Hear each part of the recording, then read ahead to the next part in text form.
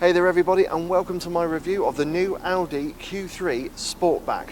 And just look at that gorgeous arse.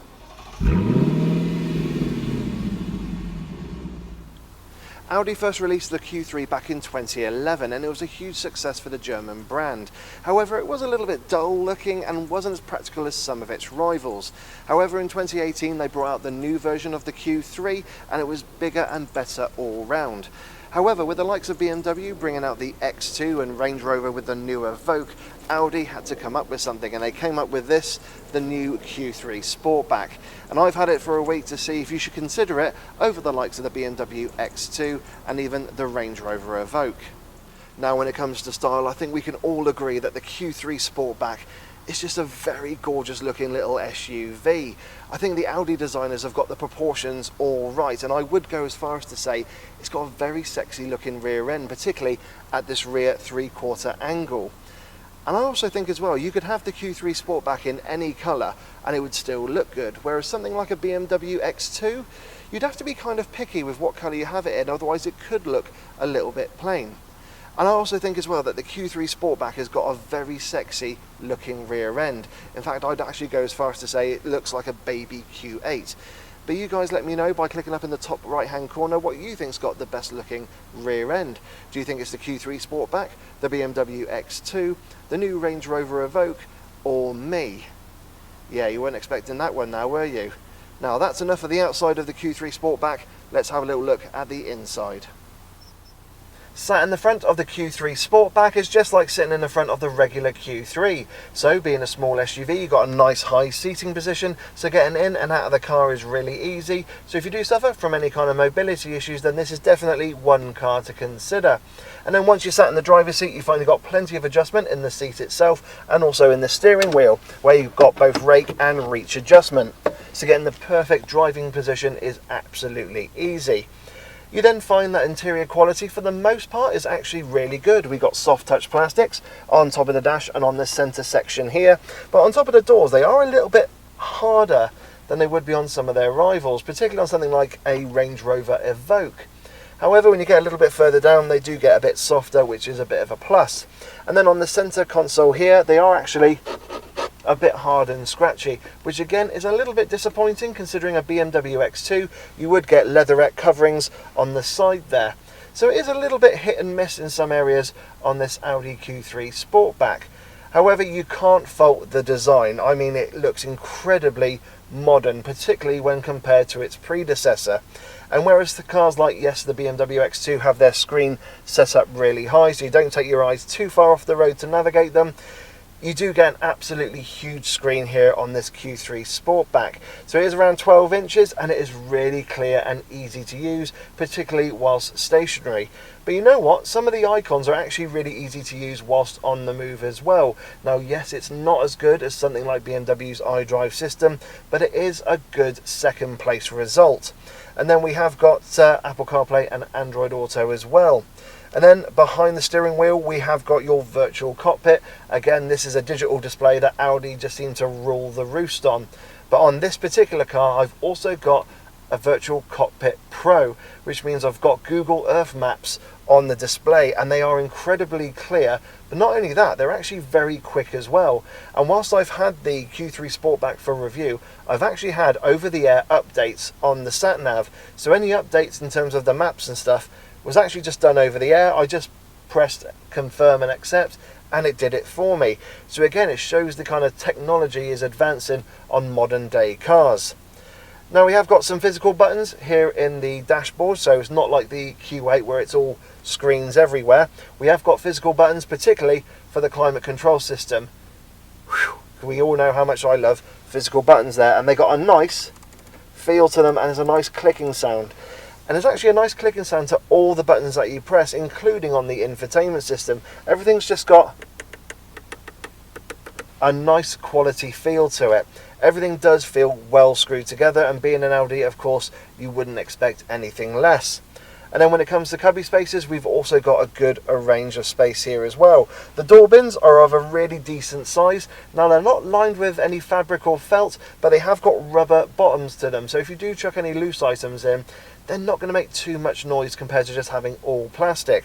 Then we have got a little cubby space here underneath where the light switches are, and then on the centre console in front of the gear lever we've got a nice big space there where you could have a charging pad, or we have got the USB and USB-C inputs there, so that is very handy for putting your phone in or any kind of additional loose bits you want to chuck in there.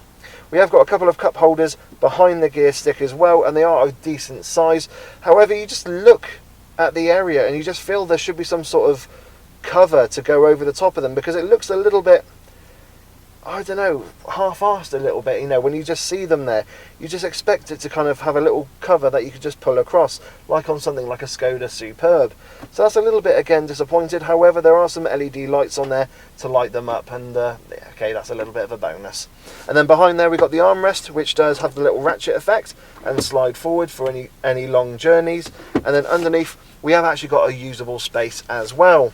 And then finally we've got the glove box, which again is actually of a decent space, and you can put the owner's manual underneath the passenger seat if you want some additional space there, so Audi have thought of that. So overall it's actually a really lovely place to sit, and I have had passengers who are over 6 foot tall sat in the front of the Q3 Sportback and they've had no issues whatsoever. Everything's just got a nice feel about it, as you would expect from an Audi. So that's enough of the front of the Q3 Sportback. Of course, with this being a little SUV coupe, let's see what it's like in the back. Sat in the back of the Q3 Sportback, it is exactly how you'd expect it to be back here, given the car's SUV coupe styling. So the driver's seat is set to my driving position. I'm 5'7" tall and 5'7" wide, and as you can see, I've got a good amount of knee room, and actually headroom is pretty much non-existent. I am rubbing my head against the ceiling. However, I have sat in the back of a BMW X2 and experienced the same level of headroom, which was a bit of a surprise. So if you do plan on carrying any adults in the Q3 Sportback, it will definitely be for short journeys. Now when it comes to cubby spaces, we've got some very decent sized door bins which do come in handy, and also some aeroplane style pockets on the backs of the seats. We can also get the armrest down, which also has a couple of cup holders integrated into them, which is also very handy. And if you want to boost the car's boot space, you can, just like on the regular Q3, slide the seats forward to increase the boot capacity. And also, if you have any longer items you want to load in, you can then of course put them into the Q3 Sportback by lowering the centre seat. So it is a very practical car in that regard. We've also got a little bit of reclining in the seats themselves, however it's not a huge amount to demonstrate. And of course we've got ISOFIX supports in the outer seats, and they are covered by these little clips which are easy to lose, so I'd probably recommend stowing them in the door pockets when being used. But other than that, it's actually not too bad in here. We've got some decent sized windows, and they do open all the way down, so you can rest your arm on the window edge there.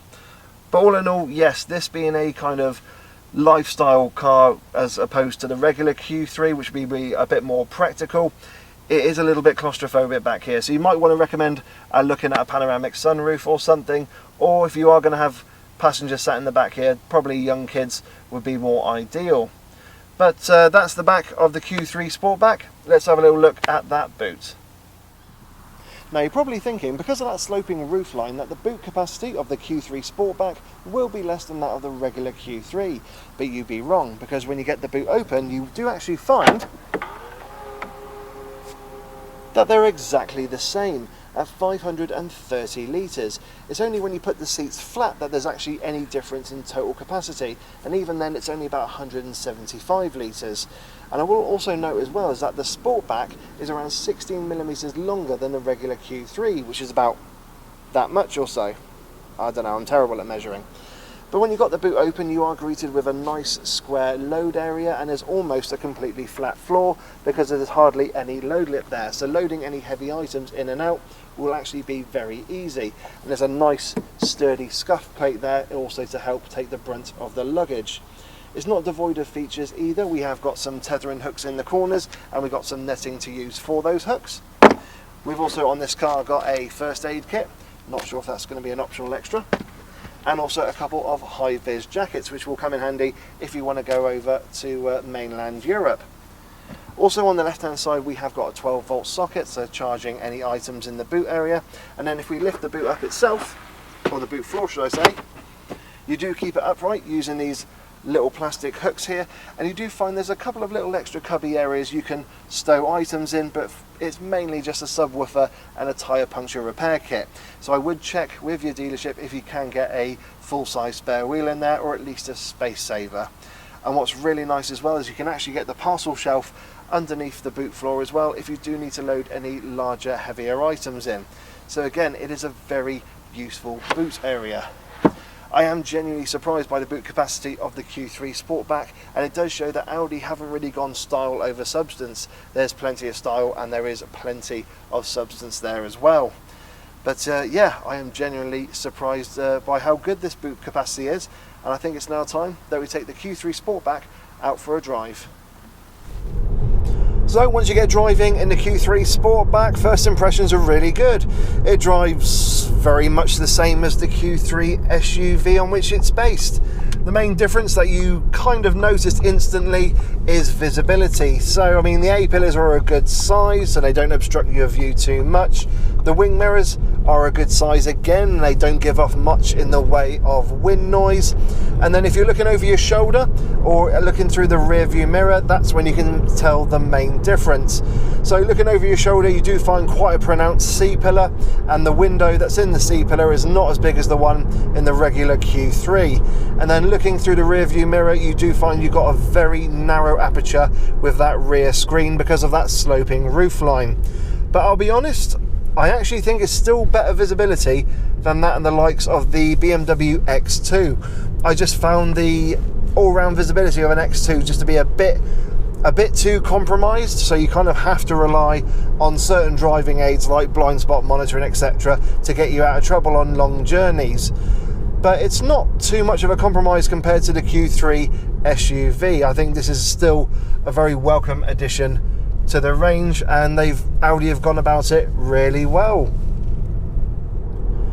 So engine choices in the Sportback range, well, we've got 4 to choose from, 2 petrols and 2 diesels. Now the petrols are both 2-litre turbocharged 4-cylinder units producing 148 and 243 brake horsepower, and you can have them mated to either a 6-speed manual on the lower powered petrol or a 7-speed S-tronic on the higher powered petrol.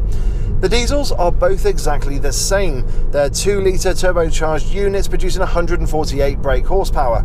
However, you can get one of them with front-wheel drive only, and that comes with either a 6-speed manual or a 7-speed S-tronic, which is what I've got here, or the other, which is with Audi's Quattro 4-wheel drive system, and you get that with the 7-speed S-tronic only.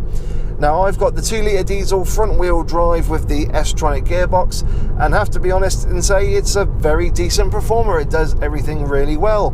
Of course, being a diesel, if you put your foot down, you do get diesel grumble coming into the cabin, and if the start-stop system isn't active, then yes, you can hear that diesel engine at tick over.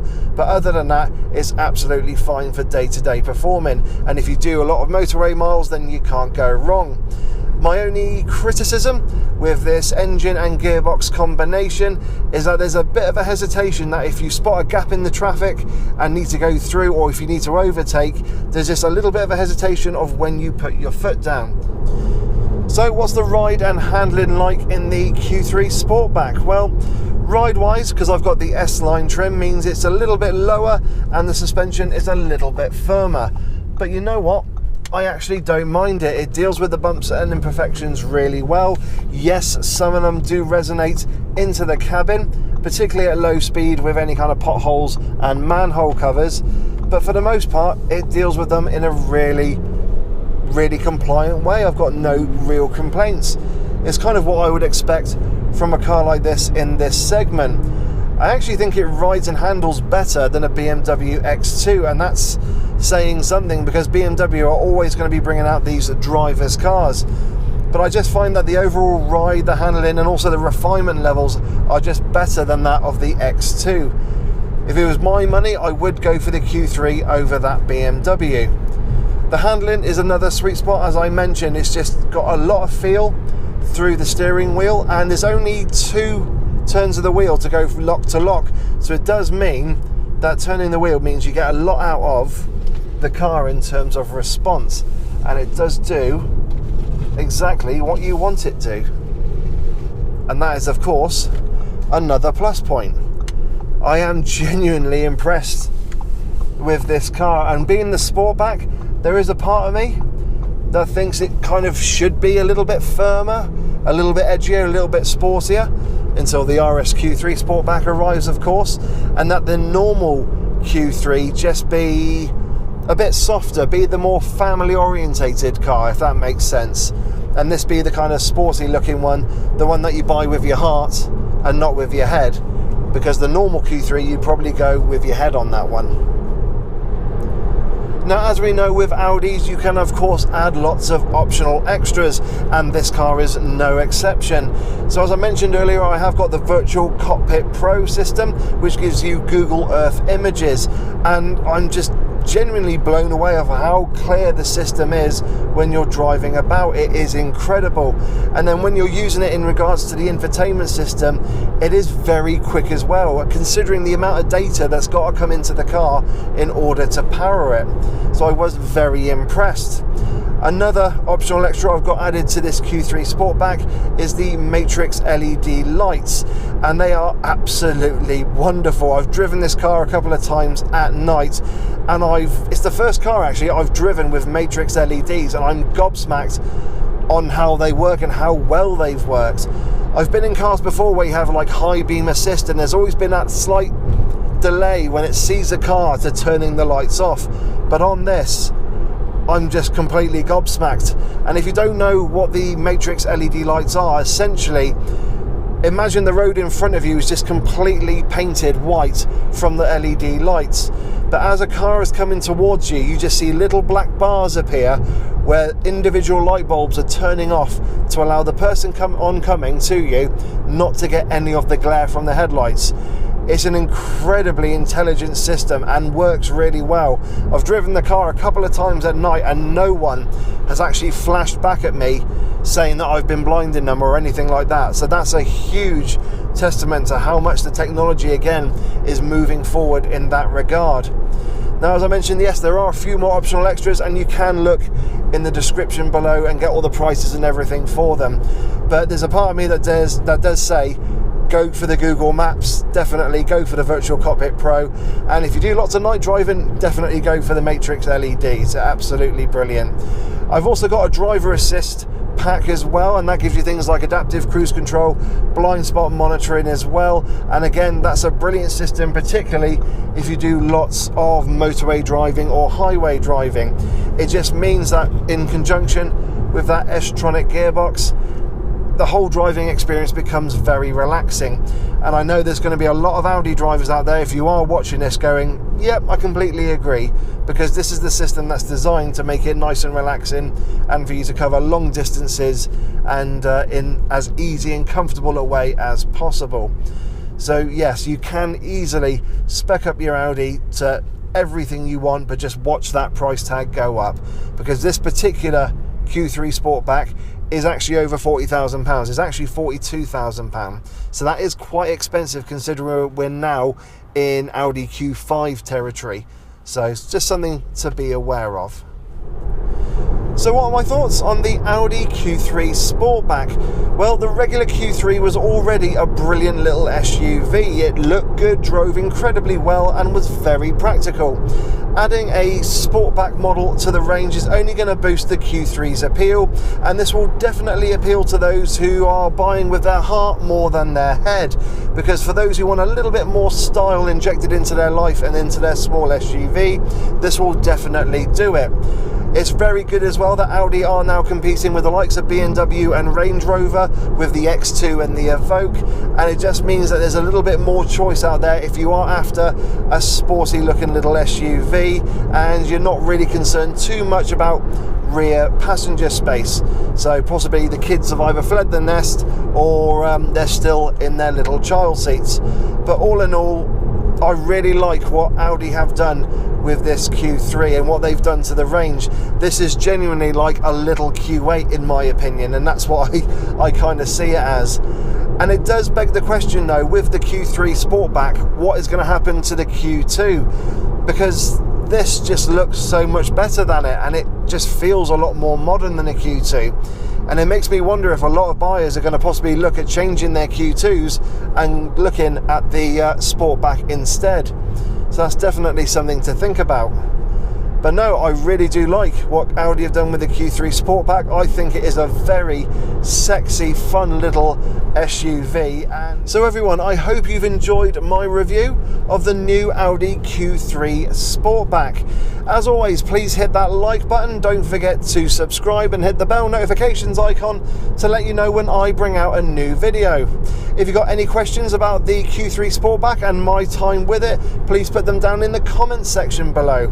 I'm also on Facebook, Instagram and Twitter, and I always advise you follow me on there for additional content, including live videos and still images.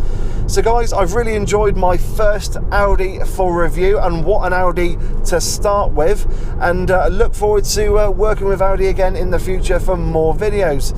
But guys, I hope you all have a wonderful day and a wonderful weekend or week, whenever it is you're watching this, and I will catch you all in the next video. So guys, take care and bye-bye.